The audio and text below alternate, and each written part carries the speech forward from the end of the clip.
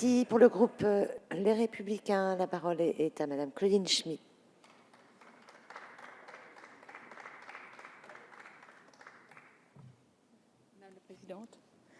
Madame la Présidente, Monsieur le Ministre, Monsieur le rapporteur, chers collègues, nous voici à nouveau appelés à étudier cette proposition de loi déposée par des députés Les Républicains.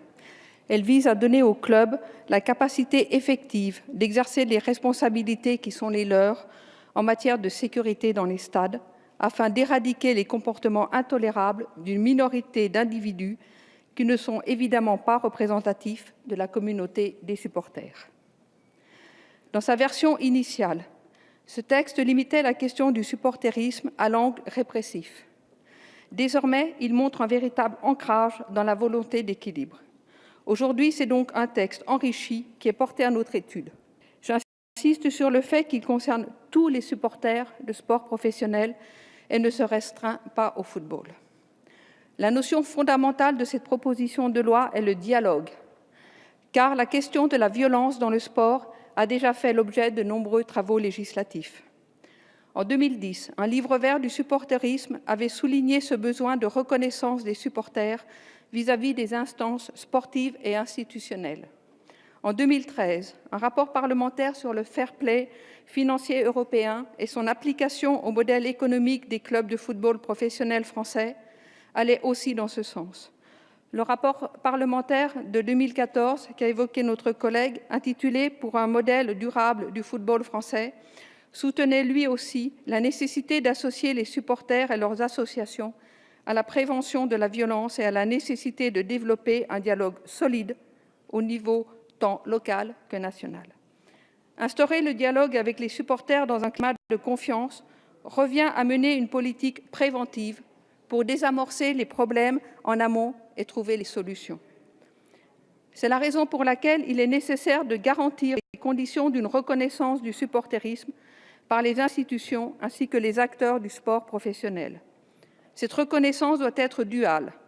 En effet, d'une part, il est essentiel de reconnaître la contribution et l'apport des supporters au développement du sport et à l'animation de nos stades.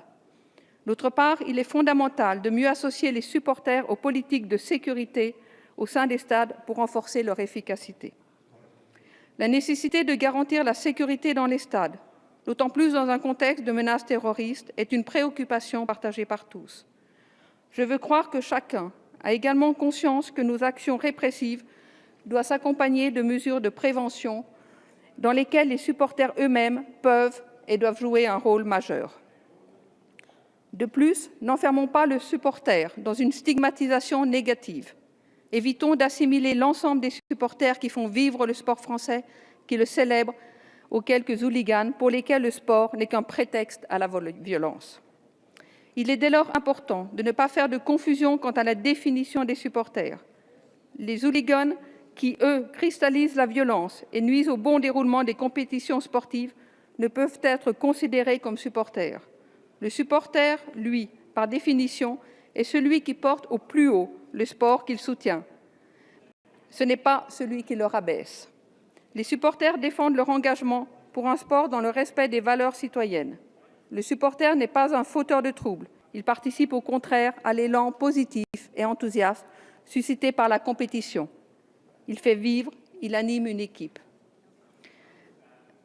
Ainsi, je suis convaincue que penser la sécurité, c'est avant tout penser la nécessité d'intégrer les supporters à la politique engagée afin de proposer un équilibre.